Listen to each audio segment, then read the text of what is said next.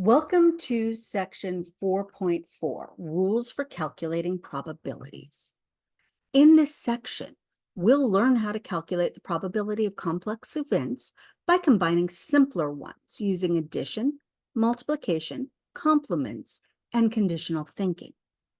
Whether you're analyzing sports stats, planning event logistics, or studying risk in business, these rules give you the foundation for making solid predictions in the face of uncertainty. Real-life questions aren't always about just one outcome. You might want to know the probability of getting into at least one of your top two college choices, or the chance that you're late because of traffic or rain. Combining events with or, and not lets us answer these richer, more realistic questions. These ideas show up everywhere, from weather apps estimating overlapping conditions, to fantasy football predicting combinations of outcomes, to a concert planner calculating the chance of overselling tickets if two systems accidentally double count attendees. That's why we need rules to combine simple probabilities logically. Before we calculate anything, let's define the symbols. The union, this symbol, means A happens or B happens or both do. The intersection, this symbol, means both A and B happen at the same time. The complement, this symbol, means A does not happen, the opposite of A. These are the building blocks of everything that follows. Think of your calendar. The union is all the time you spend either studying or gaming or both. The intersection is the rare time you might somehow do both at once. And the complement of gaming is all the time you're not gaming, probably when you're being productive. Venn diagrams help us visualize how events interact in a sample space. The union includes everything in either circle, or both. The intersection is just the overlapping part in the middle. The complement is everything that's not inside that circle, all the space not included in A. Imagine two overlapping hobbies, like playing video games and going to the gym. Some people only game, some only work out, and some do both.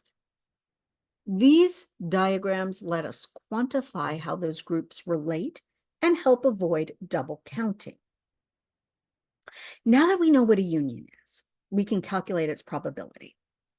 The addition rule for any two events is the probability of the union is equal to the sum of the probabilities of the individual events minus the probability of the intersection. Well, that is, we subtract the overlap, the intersection, because otherwise we're counting it twice. Let's say 60% of students take math,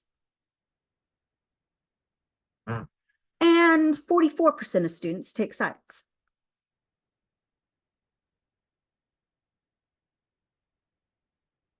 But 35% of them take both math and science.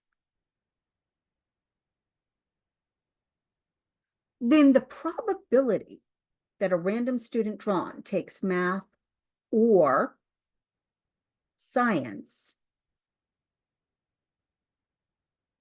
would be equal to, well, the 60% that take math plus the 44 that take science. But notice the 35 that are in both are already counted in the individual pieces. So we don't want to count them in both, so we are going to subtract that 0.35.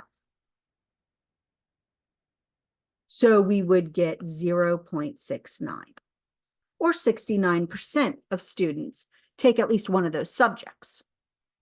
Now notice that makes a lot more sense than if we added up the individuals, just the 60 and the 40, would come to the conclusion that 104% of students take math or science, and that's ridiculous. Can't have more than all of our students taking science, so we know we did something wrong.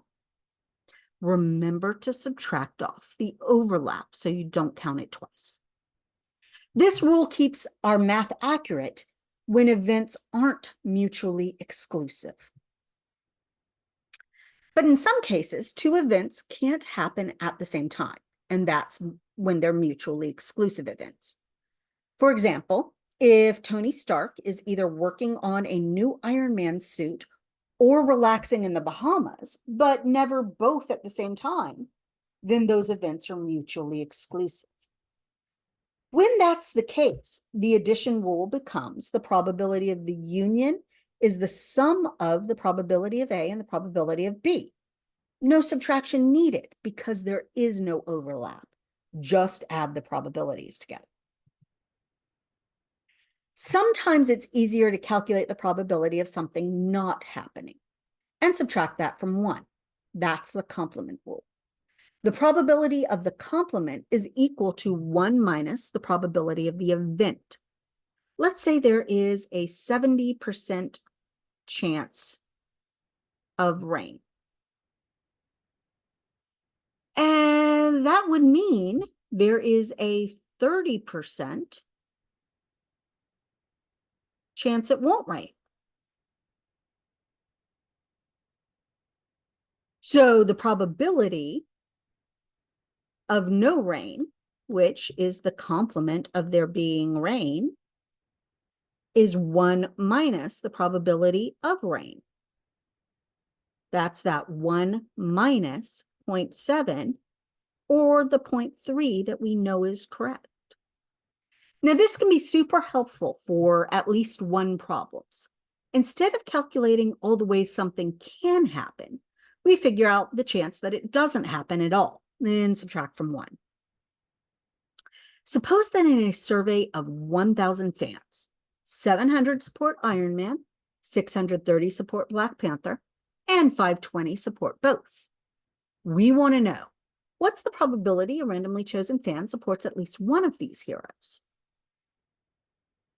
Well, using the addition rule, the probability of Iron Man or Black Panther would be the sum of the individual probabilities, so 0.7 plus 0.63. By the way, why is it 0.7? Because it's 700 divided by 1,000. And then we subtract the overlap, minus 0.52.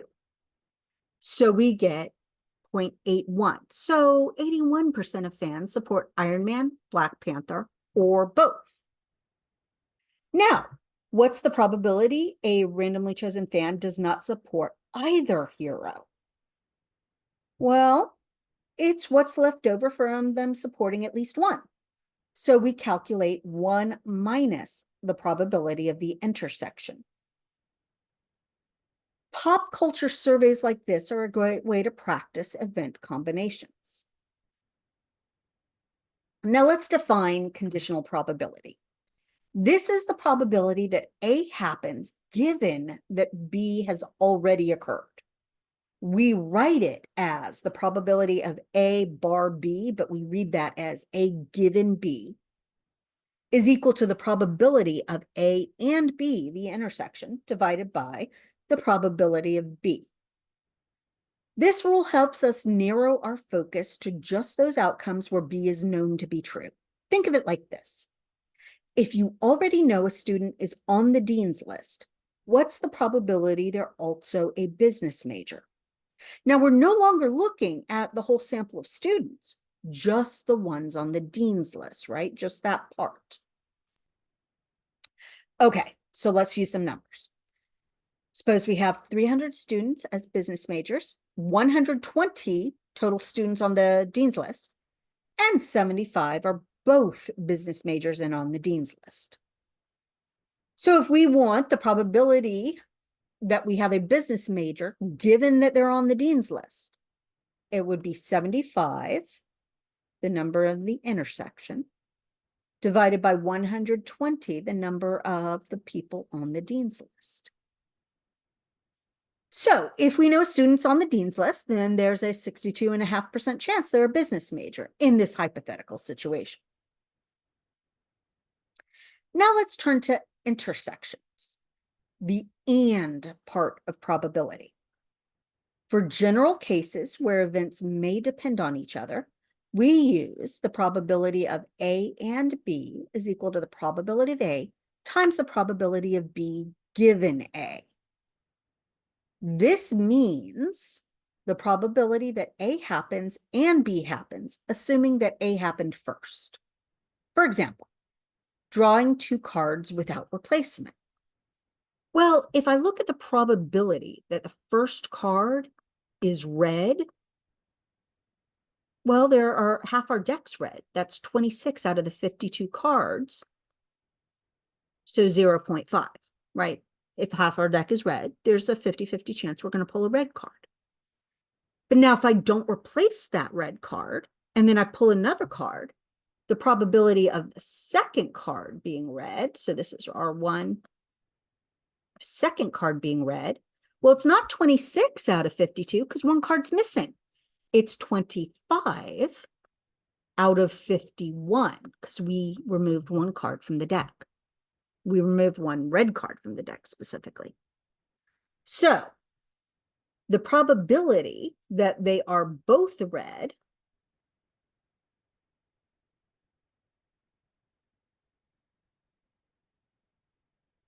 so the probability of having the second red, given that the first one's red, would be 0.5 times 25 over 51, or 0.245.